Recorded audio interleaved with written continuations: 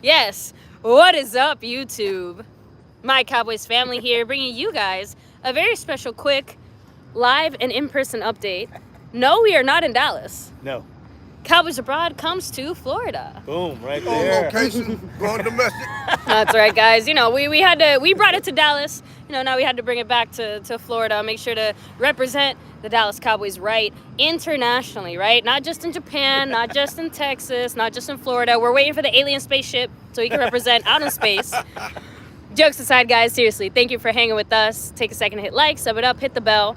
But let me kind of flip the script a little bit because you guys have heard me talk a lot. You've heard him talk a lot. By the way, what's coming on tonight on MCF? That's right, guys. It's another Simulation Wednesday. Can't wait. It's going to be a little more confusing than usual because, it's going to be part of the news. Half the players are out, half the other players are not out. Who the heck knows what's going on? There we go.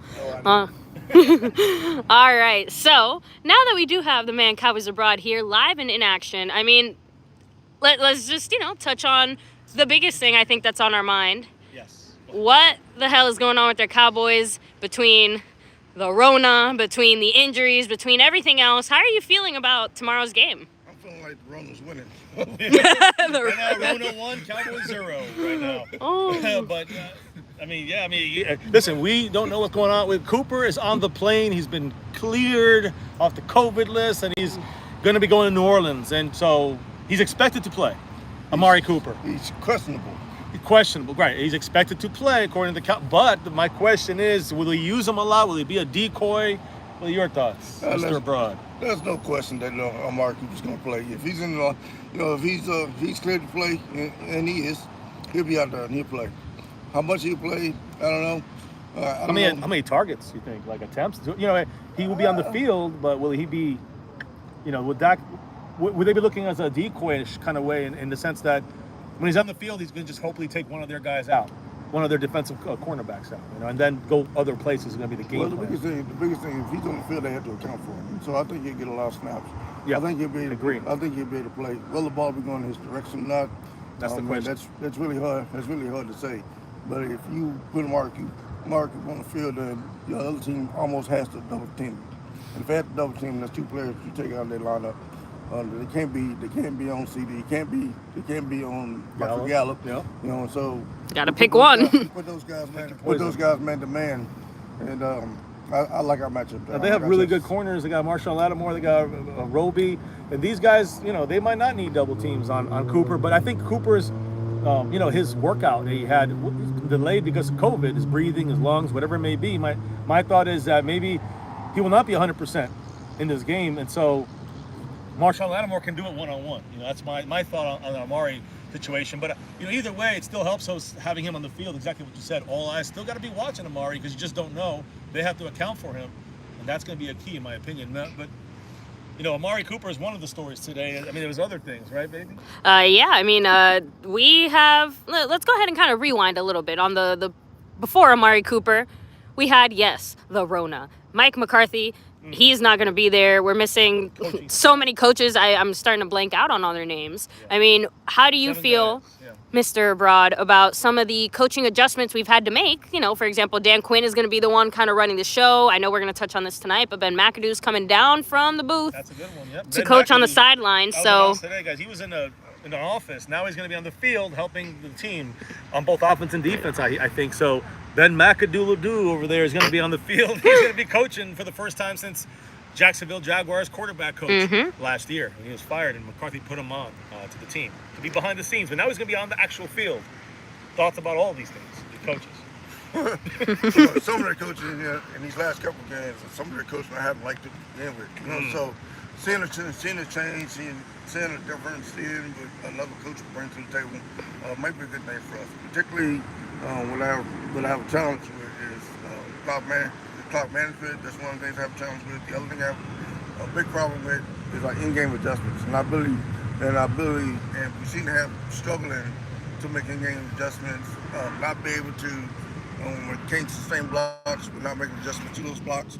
And so not the offensive coach is not going to be there. The offensive line coach and his backup, his assistant's not going to be there. So, and I don't think we get anything done without the offensive line. So we don't make the proper adjustments on the O line. We're doing from the start.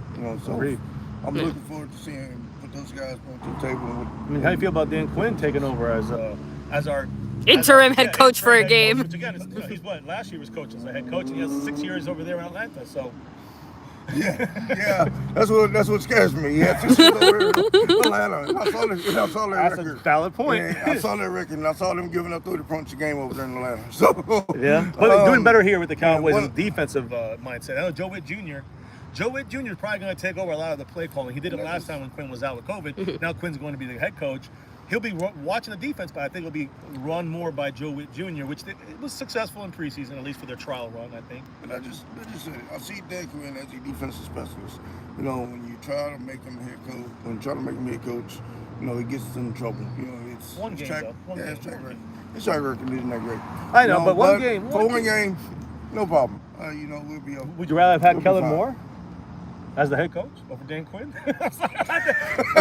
I got to stump you with some of these because it makes you think. Or John Fossil. Who would you rather have had if not Dan Quinn, who's I guess most recent head coach? I think what I would have probably done if it were me, I would have went with Frank Nussmeier. Wow. Doug Nussmeier, yes. Yeah, Doug. Yeah, that's the quarterback coach. He used to be a tight end coach, and he used to run plays in Alabama, I think, as the offensive coordinator. Yeah, so that's who I probably would have went with. And let the other guys focus on their things. Dan Quinn. Plus, he's a guy who's pretty familiar not only with Dak and this, offense, Kellen Moore, how he wants to run things. I don't want to be mistaken. I absolutely love Dan Quinn. What Dan Quinn's done with the defense. Yeah. He's done amazing things. Our defense is completely turned around. It's nothing like our defense in the past. Like Nolan or Marinelli. I think he's doing a great job. Here. I want to do some shout outs in the chat real quick and read one or two comments. Ruglock cracks me up. He said, some people act like Dan Quinn didn't take Atlanta to the Super Bowl. I was going to make that mention. I think that's the point, though, Ruglock. We did see what happened when he got him to the Super Bowl. Yeah, but he got there. I know. That's the joke. Got a good point there. But again, I understand the downfalls with him losing his focus on the defense, because that would make me upset if that was a consistent thing. But one game I'm okay. The head coaching will help us, I think. His experience at head coaching will help us do head coaching things, although just for one game. I agree with you on everything else. We don't want to see him taking away. I think the bigger issue is not just the collapse in the Super Bowl is one thing. It's not just on Dan Quinn, but I do think that we don't want him to lose defensive. Thomas Garrett's bringing up Dan Quinn's the best choice. Remember, he has experience coaching against the Saints dating back to the NFC South coaching time. So Jesse Falls, what's up? We got Stephen White, Saints, by the way. Tammy Soltis, PC76. Darren Lewis said, doesn't matter who the coach is. But the Saints were good, though, with Breeze. Michael Gallup is Godzilla. Sorry. So I know you're shouting out. We're just doing it's all right, good. This is just natural. Aaron Martinez. Let me see who else is here. Lissay Williams, Craig English, Terrence Cartwright, Carlton 23, Flight Gang. Yes, guys, we're still doing our Madden simulation tonight. Where are we, Xavier? We are in the parking lot of the Miller's Ale House by the Orlando Airport. Yeah, driving in there. Yeah, but Quinn, he'd be good for one game. But yeah, well, I think we're good with Quinn in one game. And even in his load of defensive focus, he's still going to be watching the defense. And, that's his main job still. So he's going to be doing everything with Joe Witt Jr. as right-hand man. See, Ruglock throwing in there. They brought in McCarthy because he's been in the foxhole. They felt the same about Dan Quinn. That's one of the reasons they brought him in. So, I agree with that. Again, we basically brought our entire team is made up of guys from the foxhole. When you think about it, all either previous head coaches or significant coaches in their own rights. Ben McAdoo is one of them as well now on the field. I did want to say something about injury report. We know everyone's playing. We know the situation with Amari is still questionable. We do have a. CeeDee Lamb was, he was out of the concussion protocol, so that's good. He's playing. But Cedric Wilson is out. And Malik Turner, the other, now he's like our fifth string, I guess he's our fourth string receiver. He has an illness, not related to COVID. So my thing is now, if something's happening, if we don't have, the head catches the ball. Cooper for the full time or whatever, and then we have, of course, CeeDee and Gallup, but then we drop down to Noah Brown. He's going to be the third guy. He's going to be the fourth guy if Cooper is here. If Cooper's not here, Noah Brown's on the outside, like I said, and CeeDee Lamb's going to be in the slot with Gallup on the other side. So that's, now we're getting to the point where now we can't even use Malik Turner as an option. We can't, is Simi Fehoko, is he ready? That's all I'm asking. I love to see him succeed, but is he ready to go? So is that going to be and again, Cedric Wilson, he does take some punt returns. CeeDee with the concussion, he's going to do them all. Now, I know Trayvon Diggs was doing a little work there as well, but what do you think about all of that stuff with Cedric Wilson kind of dominoes, when you tag it along with Amari Cooper at receiver? Well, we do have another guy on our team who has caught the last 16 or 17 passes 16 over 17 passes. And he doesn't necessarily have a receiver label, but Tony Pollard got pretty good hands, and so we can use him in the receiving game if we need to. We can also use Zeke in the receiving game if we have to. Well, we had that guy named Schultz over there we can use in the receiving game. That's what I thought you were going to say first. 3 great options. You're right. 2 receivers we have to. And so I think we have plenty of receiving weapons. We shouldn't have any excuses. Even with Noah Brown or even with those guys being out. We should have more than enough to get the job done against the Saints. I agree with that 100%. I just wanted to see. I've been seeing that answer. Any thoughts on that? Maybe for your side of things? Not really. I agree with both of you guys. Now I do have one kind of. Go ahead. No, I was gonna say one thing here. One last of course. Thing. We're gonna talk about much more detail tonight. The last thing that I really have is the Saints. Yes, I'm talking about the Saints. 3 major pieces on defense that are starters that are out for this game for them. Marcus Davenport, he's out for this game officially. He was ruled out. I know that Caden Ellis, I think he's out as well. He's one of their starting linebackers. I forgot the other player is out. I think it's another rotational defensive lineman, edge guy. They're all out. But the bigger players I was looking at was on offense for them. And that's their right tackle, Ryan Ramczyk. Their left tackle, Terran Armstead. These are Pro Bowlers here, guys. And these guys have knee issues. They've both been limited or out the entire week so far. They were both listed as questionable. Definitely keeping the Cowboys on their toes. We'll see if we use them for the simulation tonight. We probably will use them if they're not out. So, but that's 2 of the guys. The other guy on the offense is Alvin Kamara, who's just working his way back from a couple of weeks. He's been out, 4 weeks, I think, from that knee injury. Oh, is it a knee? I'm not sure what he had, but he had a foot. Maybe it's foot. I don't know. I know Taysom Hill had a foot injury. He's going to go with this one, even though he might not be 100%. But Kamara coming off and getting his first game action in the last couple of weeks, it might happen against the Cowboys tomorrow. I still think he'll be a little bit, kind of limited if he does play. He's also listed as questionable. So those are 3 guys that kind of got to see what happens, because those are 3 major for their offense to work. Those 3 guys got to be in there, and they got to be in there healthy. And they're not healthy, but they'll be in there. They might be in there. That'll help them. So what do you think about those guys? Anything on that? Because I believe the key is getting the Trevor Siemian, stopping the run. These guys are all involved in that, whether they're blocking for I'm not Siemian, but getting rid of Taysom Hill. If we can get, with Tank hopefully being in this game. We heard he's on the plane, but he hasn't been. So that was actually going to be my comment from the chat, just because there's obviously a few people saying just that. As far as we know, I do think you're right, Ruglock. DeMarcus Lawrence is on the plane. And as far as we know, as long as he's activated tomorrow before 4 p.m. Eastern, he should be able to play. Right, it's still, as I say, from our understanding, we thought it was today at 4 o'clock Eastern. So, not really sure what's going on with that. We'll let you guys know. But he hasn't been activated yet, which is still slightly concerning because the Cowboys said he was going to be. Right. And so we need to have DeMarcus Lawrence in there. We're going to have Basham. He's good to go for the game. Dorrance Armstrong as well. Of course, Micah. You're going to see him sometimes out there, I believe. But I think the Cowboys trying to get him back to linebacker. My thing is this, with all this situation, and these are major points. If something's wrong with Armstead on the left side and Ramczyk on the right side and Kamara slowed down a little bit, that's going to be a huge benefit. We've got to be real about it to our defense and our team to keep the Saints low scoring, very low scoring. If those guys are out, they're in trouble. But they're questionable. Who's replacing Tristan Hill? Tristan Hill? Yeah. On defense, we're going to have Casper the Friendly Ghost. We have no Brent Urban, so we're missing both those guys, and no Neville Gallimore. So you got 3 guys running the mix there. Osa Odigizua, Carlos Watkins, those have been the starters. And you're going to see rotation of Hamilton, maybe Bohanna. He's been disappointing so far this year. I think we can cut him if we ever need to make room with someone like Bohanna and pick him up on the practice squad. If we got Bradley on eye back, I know Bluff City made a good point about this, but if we got an eye back cutting him, we're going to get back Bohanna if we need to get him back. So, by the way, it looks like it was Todd Archer reporting as far as DeMarcus Lawrence 3 p.m. tomorrow. Tomorrow, okay, gotcha. So tomorrow, guys, looks like he's going to play as long as before tomorrow, 3 p.m. Central Time. So it's 4 o'clock Eastern Time. But the reason I asked the question is because I'm concerned about our interior. I'm concerned about our interior defense. If we can get enough pressure. I know we got Gallimore out, Tristan now. We got a lot of guys hurt themselves. So I'm not as concerned with the edge. Because we do have Dorrance Armstrong. We do have potentially have Tank, but we have Basham, who's proven to be good. We've had some other guys. Michael Parsons has stepped up. Yep. Been a great defensive Golston. I think we have enough on the edge. My concern is interior defensive line. Interior defensive line. And that's a concern. There's no Brett Urban. You know, Carlos Watkins is a good job, but you know, it'd be better with him and Urban inside. And you got Osa, who's a rookie, but he's we talked about him kind of leveling out as a rookie with Osa. So he hasn't been so productive since week 5, I think. So we need more from those guys. Without Tristan Hill, was looking like he's having a little explosiveness, a little too much explosiveness.